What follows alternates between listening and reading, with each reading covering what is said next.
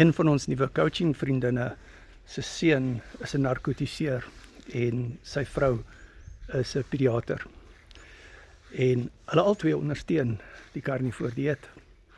En dit is so wonderlik om sulke mense aan boord te kry wat se familie medisie is. En dit is wonderlik.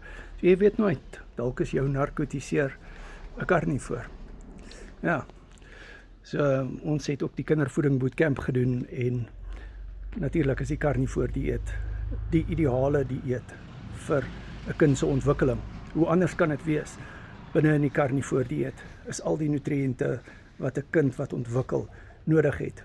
Byvoorbeeld carnitine, dis 'n aminosuur, vitamine B12, cholesterol, kollageen. Ja, en ook taurine. Hierdie produkte is eksklusief tot die carnivore tipe kos. Dis nie in plante nie. So, as jou liggaam nie cholesterol op 'n natuurlike manier kry nie, hoe moet hy cholesterol maak?